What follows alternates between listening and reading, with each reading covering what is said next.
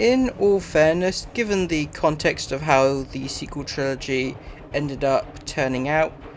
I am probably being a bit too kind to The Force Awakens, especially given that it is probably one of the more derivative entries in the Star Wars series. I still think it's incredibly fun, even if it's not the most original story. I love how the three main characters of this new trilogy are introduced, Rey, Finn, and Kylo, and how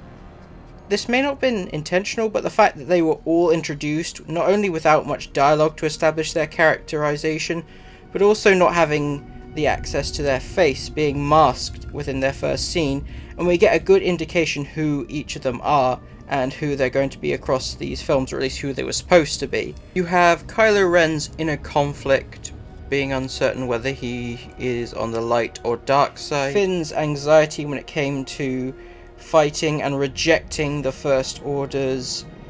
desire to conquer, and in my opinion I think it does a great job establishing Rey not only as a skilled pilot, given that she spends her entire life dissecting different forms of starships and knowing their inner workings,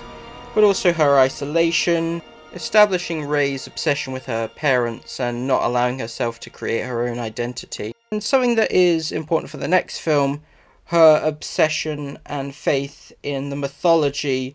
of the Force and characters like Luke Skywalker. I've talked about how the escape from Jakku is my absolute favourite moment in the entirety of the Star Wars saga, to the point where it made me realise just how invested I was in these new characters, to the point where I kind of wish the original trilogy cast didn't show up, as not only did J.J. Abrams not give the most inspiring post-Return of the Jedi development,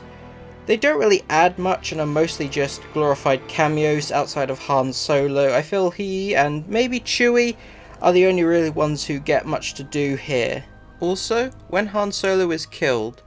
my personal headcanon is that it wasn't the rage-filled Kylo Ren that was responsible, but the emotionless Jedi Ben Solo.